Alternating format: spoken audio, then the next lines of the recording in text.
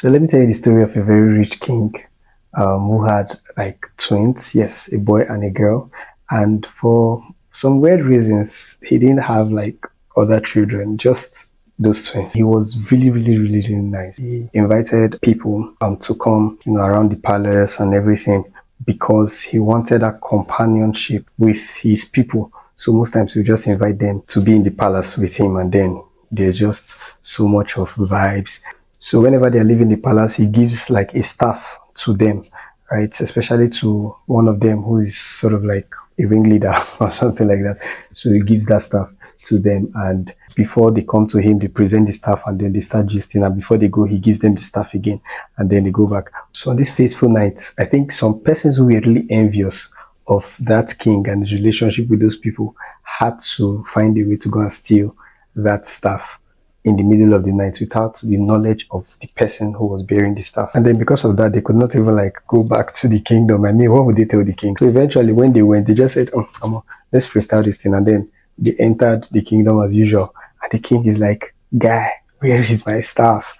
And then they are like looking like, oh, we can't find it. There's a prophecy in that kingdom that once the staff is missing from those people, they don't have the right to enter that place, right? So without that, they can't be ruling with the king like that. So the king had to banish them. But then after a while, the twins grew up and the twins were like, Omo, this place is boring, it's just me and you. And then they were not really like going out of the palace like that. And then the king was like, okay, I think you guys should just, go out, see what your father's kingdom looks like, go out, see the people. So, but the king told them and advised them when they go, they should just dress like commoners. They should not dress like people that are in the, that are from the palace, so that they can relate and hear the concerns of these people. And if possible, tell them king still, cares about you people, and also let them know this is the update in the kingdom. So eventually they went out. So while they're doing their regular stuff, the enemies of that kingdom who had stolen that staff initially found a way to just, connive with some other people to capture the guy, and then they killed him. So now the daughter had to run back to the kingdom and say, oh, my brother is dead.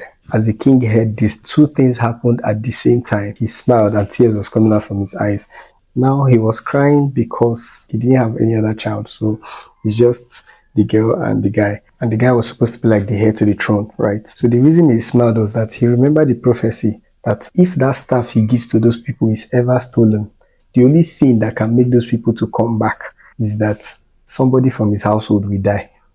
So blood has to go for those people to come back. Then he nodded his head as if to say he planned it to send these people. He knew one way or the other they were going to kill one of his children. So he just planned it. He just put it out. But it was one hard sacrifice that he had to make. And now the dimension of that prophecy was that if his own family member or his child dies, the other people that were coming before and using that staff to gain entrance, they did not need that staff anymore. They will automatically become children to the king. So the king that did not have like so much children, just had like the twins, the boy and the girl, will now have plenty children, and all of them can be the heirs of the same throne. And that is what he always wanted, but had to find a way to make it happen. So somehow, the son that was killed returned to the palace. And as he was coming back, all the villagers that are part of that kingdom followed him behind.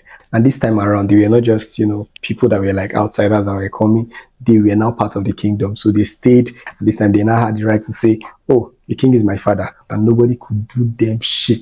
The only ones that people were now messing with later on was those that did not really understand their new identities. Me personally, I'm happy for the king. I mean, he just had 2 children. Now he now has like multitude of people as his children. But what gives me more joy is that you, myself, and a group of other people, we are now part of that kingdom. And we can now call that king our father. I know you may think it's a fictional story, but this is how I would tell the salvation story to a child or somebody who is growing in Christ. See you in my next video. Bye.